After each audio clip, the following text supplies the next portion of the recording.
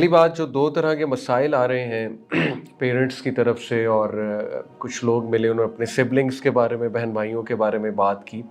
तो एक तो ऐसे मसाइल आते हैं कि जो बच्चे नए-नए दीन की तरफ आते हैं वो पेरेंट्स का ये ख़दशा होता है कि बहुत एक्सट्रीम पे ना चले जाएँ और पेरेंट्स की ये शिकायत होती है कि वो बहुत ज़्यादा हार्श हो गए हैं, बहुत ज़्यादा एक्सट्रीम हो गए हैं, एक्सट्रीम पे चले गए हैं वग़ैरह-वग़ैरह।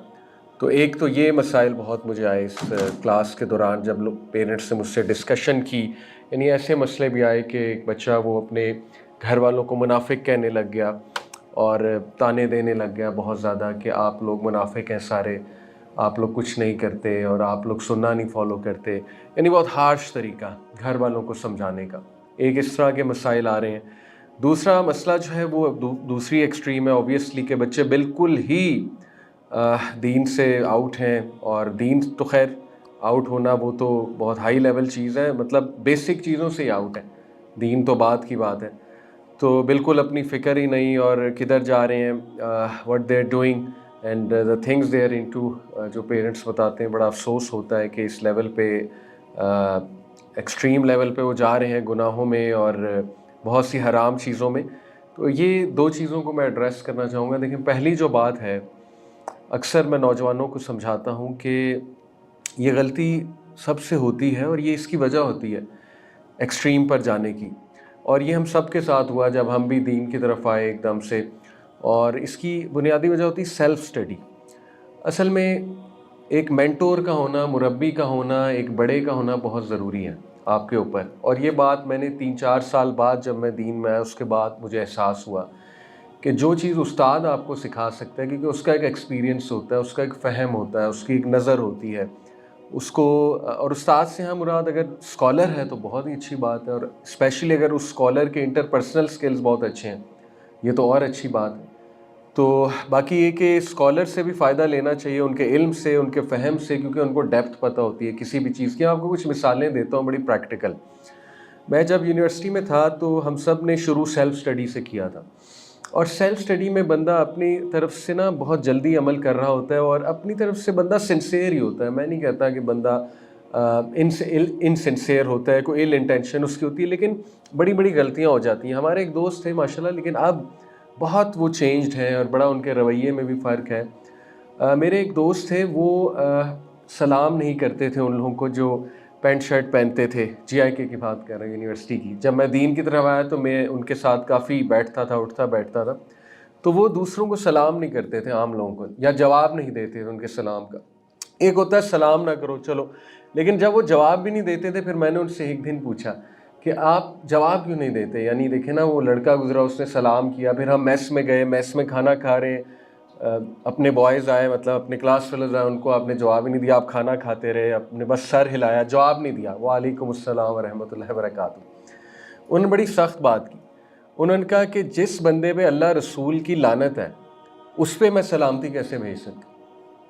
मैं बड़ा हैरान हुआ। मैंने कहा कि कैसे, मतलब अल्लाह रसूल की लानत कैसे है इन लोगों पे, ये जो हमारे नॉर्मल लोग हैं, कॉमन लोग हैं।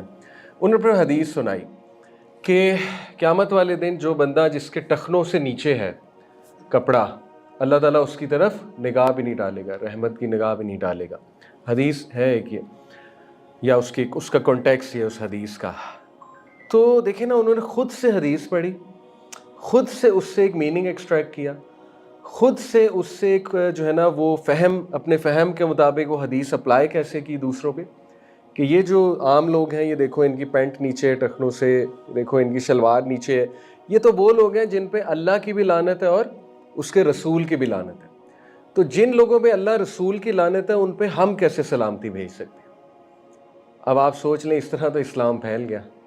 यानी आपने नॉर्मल लोगों पे पहले ही लानत करके उनको इस्लाम से बाहर कर दिया। लानत बहुत बड़ी चीज़, बहुत बड़ी चीज़ होती है। अल्लाह की लानत, आपकी सोच है ये क्या चीज़ है और ये किन लोगों पे होती है आप सोच भी नहीं सकते, ठीक है। तो उसने उन्हें आउट कर दिया। तो फिर मैं बड़ा हैरान हुआ। मैंने कहा कि आप कैसे अखज़ कर रहे हैं, ये मैं आपको बिल्कुल रियल वाक़या सुना रहा हूँ। लेकिन माशाल्लाह उसके बाद उस भाई में बड़ी नरमी आई जब वो प्रैक्टिकल वर्ल्ड में गया।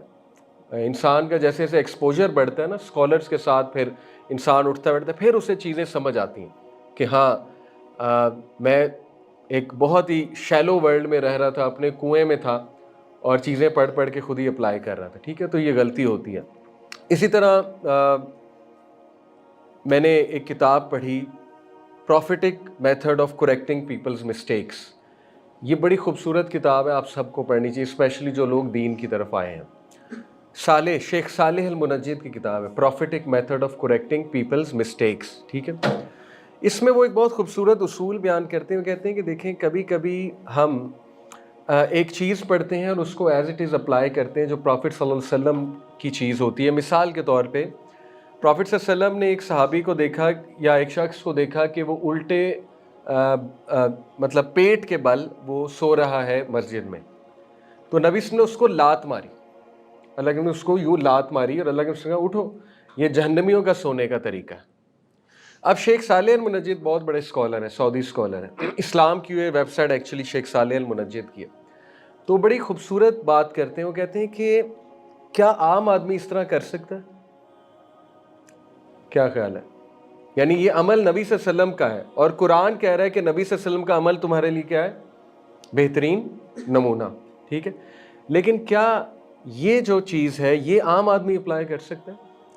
آپ میں سے کوئی اسٹوڈنٹ سو رہا ہے میری کلاس میں اس کو یوں کرتا ہوں اٹھو، آپ کیا فیل کریں گے؟ شاید آپ مجھے معاف کر دیں. ٹھیک ہے، ایک یہ سمجھ کے یار چلو علی بھائی ہمارے ٹیچر ہیں، ایک لیکچر دیتے ہیں، دائی ہیں وغیرہ وغیرہ.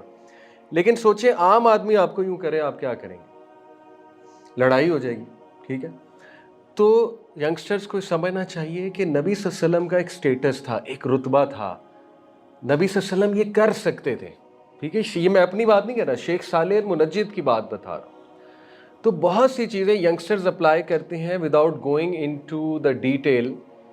جیسے عمر بن الخطاب کی مثالیں دی جاتی ہیں کہ عمر الخطاب جو ہے وہ دیکھو انہوں نے اس تلوار نکال لی، انہوں نے یہ کیا، انہوں نے وہ کیا.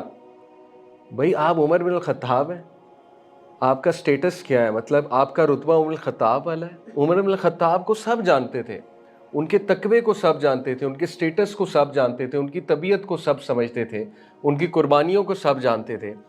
آپ کیسے عمر الخطاب کا وہ والا عمل لے کے کہ انہوں نے جہاں پہ بہت سختی سے کسی سے بات کی ہے یا بہت تلوار نکال لی جیسے، وہ عمل لے کے آپ کیسے اپلائی کر سکتے ہیں؟ تو یہی فرق ہے سیلف سٹڈی میں اور جب آپ ایک مربی کے پاس جاتے ہیں، اس سے سیکھتے ہیں. وہ آپ کو پھر کچھ ایسی چیزیں بتاتا ہے کہ آپ کو سمجھ آتی ہے کہ اس موقع کے پیچھے، اس عمل کے پیچھے ایک پورا واقعہ ہے اور آیا یہ عمل میں نے اپلائی بھی کرنا ہے کہ نہیں کرنا ہے. ٹھیک ہے، جیسے میں آپ کو مثال دی کہ نبی صلی اللہ علیہ وسلم جو ہے وہ نبی ہیں. اب دیکھیں نا، نبی صلی اللہ علیہ وسلم جو ہے وہ ایک بار حدیث کا کانٹیکس بیان کر رہا ہوں کہ عورتیں تھیں کافی زیادہ، تو ان کو نبی نے یہ بات کر دی غالباً گزرتے ہوئے کہ میں نے جہنم میں کثیر تعداد عورتوں کی دیکھی. اب دیکھیں نبی کا ایک سٹیٹس ہے، نبی باپ سے بھی بڑھ کے، اور نبی جو ہے نا وہ ڈپلومیٹک نہیں ہو سکتا.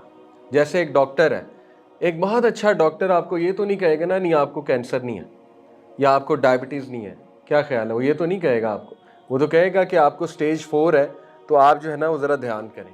سیدھی سی بات ہے. ٹھیک ہے، تو نبی کی کتنی بڑی ذمہ داری ہے، آپ سوچیں کتنی بڑی ذمہ داری ہے. نبی کا کام ہی یہ ہے کہ لوگوں کو وارن کرنا، اور کتنی بار مردوں کو ایسے وارن کیا ہے اللہ کے نبی نے. ٹھیک ہے، اب دیکھیں یہ بات نبی نے عورتوں کو کر دی اور نبی نے جو دیکھا وہ بیان کر دیا. سیدھی سی بات ہے، سچائی بیان کر دی.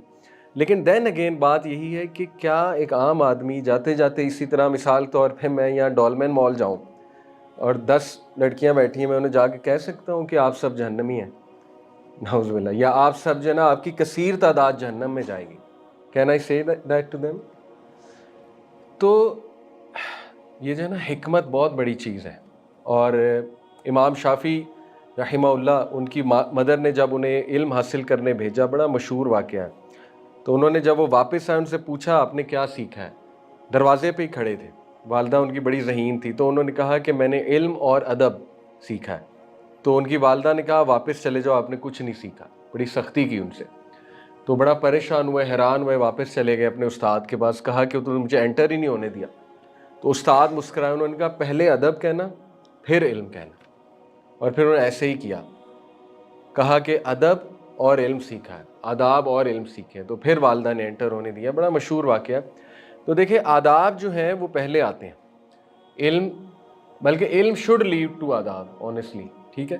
تو یہ غلطی ہوتی ہے اکثر لوگوں سے، اسپیشلی ہمارے ینگ بچے جو دین کی طرف ایک دم آتے ہیں، اور اسپیشلی ینگ ایج میں 16-17 سال کی عمر میں، تو بہت زیادہ ایکچولی وہ ایج بھی ایسی ہے، تھوڑی سی اس میں ایگریشن بھی ہوتی ہے، تو وہ بہت زیادہ پھر جو ہے نا وہ پیشن میں آ کے اور ایک زیل میں ظاہر ہے وہ پھر کچھ ایکسٹریم پہ چلے جاتے ہیں.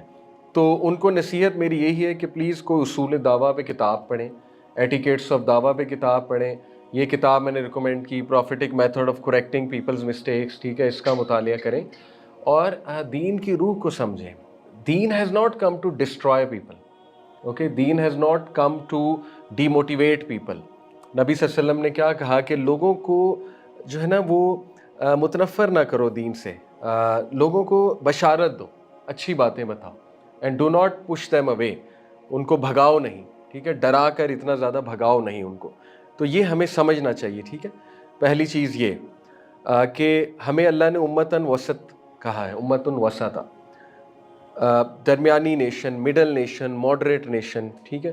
تو ہمارے اخلاق میں بھی ماڈریشن ہونی چاہیے، آداب ایوری تھنگ جو ہے وہ نبوی اخلاق کے مطابق ہونے چاہیے، ٹھیک ہے. تو یہ چیزیں ہمارے ینگسٹرز کو سمجھنی چاہیے، اور انہیں سیرت کا مطالعہ اس لیے کرنا چاہیے.